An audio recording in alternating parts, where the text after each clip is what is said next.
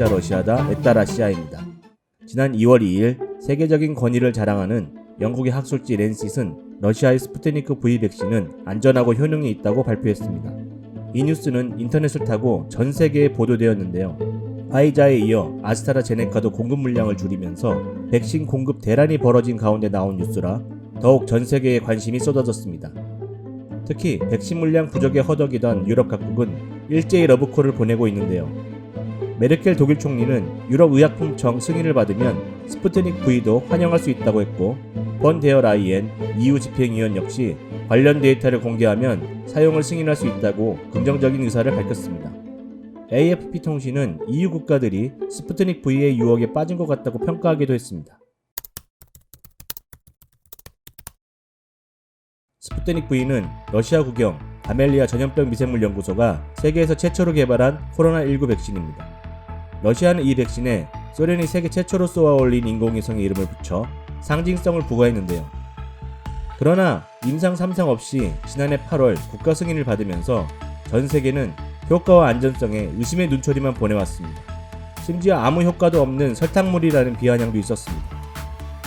그러나 2만 명의 지원자를 대상으로 한 3상 임상에서 91.6%의 면역 효과가 있다는 시험 결과가 국제학술지 랜싯에 실리고서 이 백신에 대한 평가가 바뀌고 있습니다. 전문가들은 전 세계가 화이자 모더나에 이어 스푸트닉 V라는 코로나19와 싸울 또 하나의 효과적인 무기를 얻게 되었다고 이야기하고 있습니다.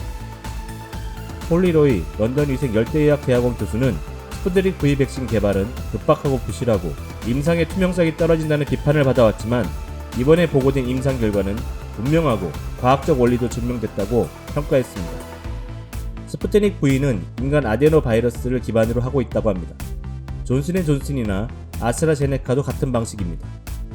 이 백신 개발에 투자한 러시아 국부펀드의 끼릴 드미트리예프 대표는 백신 개발 직후 연합뉴스와의 인터뷰에서 이미 에볼라나 메르스 백신 개발을 하면서 아데노 바이러스 벡터에 대한 충분한 연구 데이터가 축적되어 있다고 하였습니다. 러시아에서는 에볼라 백신 유전자를 코로나 바이러스의 돌기 단백질 유전자로 대체하기만 하면 되었다고 안전성 측면에서 자신감을 나타내기도 했습니다. 스푸트닉 V는 이미 12월 5일 모스크바에서 접종을 시작해 러시아 전역에서 150만 명 이상이 접종을 받았습니다. 러시아뿐만 아니라 아르헨티나, 볼리비아, 브라질 등에서도 이미 접종을 시작했다고 합니다. 1월 말에는 헝가리가 EU 국가로서는 처음으로 스푸트닉 V를 주문하기도 했습니다. 현재 러시아와 헝가리, 아르헨티나, 아랍에미레이트를 포함해 총 17개국에서 사용 승인을 받았다고 합니다.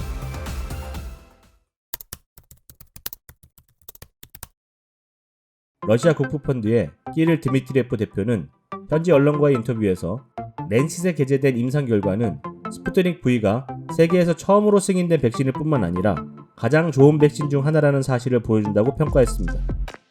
그는 90% 이상의 효과를 보이는 세 가지 백신 중 스푸트닉 V가 안정성과 운반의 편의성, 가격 접근성 등에서 다른 백신들을 능가한다고 강조했습니다. 전문가들도 스푸트닉 V 백신이 여러 면에서 다른 백신에 비해 경쟁력이 있다고 평가하고 있는데요. 우선 섭씨 2도에서 8도 정도로 실온 유통이 가능하다는 점에서 영하 70도 이상의 초저온 냉동 보관이 필수적인 다른 백신에 비해 제품의 보관 운반에서 매우 뛰어납니다. 초저온 냉동 보관에 따른 추가적인 비용도 없고 아프리카 등 열대지방에서도 쉽게 유통이 가능합니다. 또한 1회당 $10 정도로 다른 백신에 비해 저렴하다는 점도 강점입니다. 화이자와 모더나의 백신이 먼저 세계 각국들과 계약을 하고 접종을 시작했지만 이 백신은 보관이 어렵고 상대적으로 비싸다는 점에서 백신 접종이 일부 부자 나라에 편중되는 부익부 빈익빈 현상을 낳고 있다는 지적이 일고 있습니다. 국제 통계 사이트 월드오미터에 따르면 코로나19 백신은 2월 4일 기준 70개국에서 1억 734만 회분이 접종되었다고 하는데요. 200개 이상의 나라에서 감염병이 발생한 점을 감안하면 여전히 130개국은 백신의 사각지대에 놓여 있는 것입니다. 이러한 배경에서 이번 스푸트닉 V에 대한 국제적인 인정은 이렇게 백신 접종의 사각지대에 놓인 국가들에게 새로운 희망이라는 평가입니다.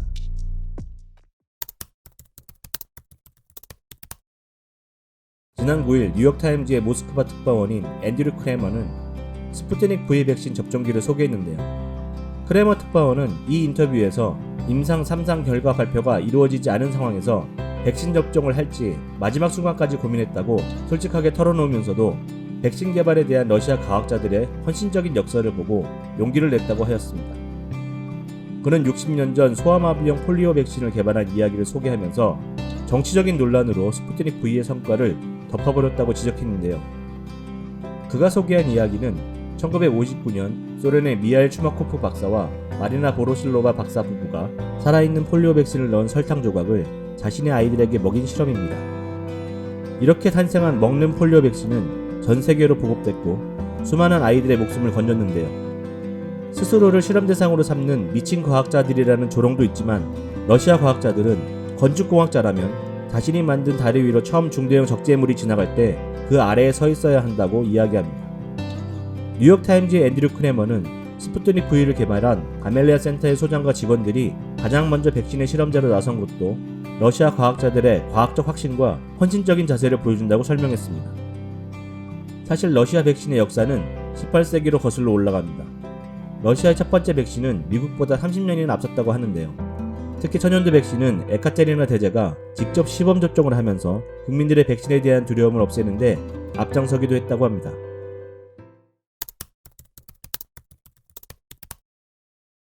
우리의 질병관리청은 지난 4일 정례 브리핑에서 스푸트닉 V 도입에 대해 논의하고 있지 않다고 밝혔습니다.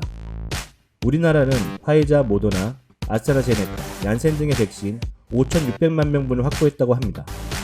2월 코로나 의료 인력부터 시작해 순차적으로 접종해 일반 국민들은 7월경 접종이 가능할 것이라고 하는데요. 지금 현재로서는 스푸트닉 V 도입 계획도 없고 필요성도 높아 보이지 않습니다. 그러나 스푸트닉 V는 몇 가지 점에서 우리나라도 도입 가능성을 검토할 필요성이 있다고 전문가들이 이야기하고 있습니다. 먼저 스푸트닉 V가 우리나라에서도 생산되고 있다는 점입니다. 러시아는 러시아 외 5억 명의 접종 가능한 용량을 생산할 수 있도록 한국, 중국, 인도 등에서도 생산 파트너를 확보했는데요. 한국에서는 중견 바이오 업체인 지엘라파가 지난 11월 러시아 국부펀드와 계약하고 연간 1억 5천만 회분 생산을 계획하고 있습니다. 현재는 전량 수출되고 있는데요. 유통 편의성 등을 고려하면 우리나라에서 생산되는 백신을 굳이 배제할 필요는 없을 것 같습니다. 또 다른 이유는 아스트라제네카의 백신과 병용 가능성입니다. 아스트라제네카 백신은 우리나라가 가장 먼저 선구매하기로 한 백신인데요. 현재 병용 효과를 실험 중인데 유의미한 결과가 나온다면 스푸트닉 V의 활용 범위가 훨씬 넓어질 것이기 때문입니다. 서방의 언론들은 지난 8월 스푸트닉 V가 세상에 나온 이후 이 백신에 대해 연일 부정적인 뉴스만 쏟아냈습니다. 우리 언론들도 이런 뉴스를 그대로 옮기면서 러시아 백신은 불신의 대명사가 되었는데요. 사실 러시아 정부가 임상 3상을 거치지 않고 승인부터 했으니 자초한 측면도 있습니다. 그러나 서방이 제공한 렌즈로만 러시아를 바라보고 러시아가 개발한 백신이기 때문에 믿을 수 없을 것이라는 선입관은 경계해야 하겠습니다. 이런 선입관은 우리에게 아무런 도움이 되지 않기 때문입니다. 그럼 진짜 러시아를 알고 싶으시면 구독, 영상이 마음에 드셨다면 좋아요를 부탁드립니다. 이상 에따라시아였습니다.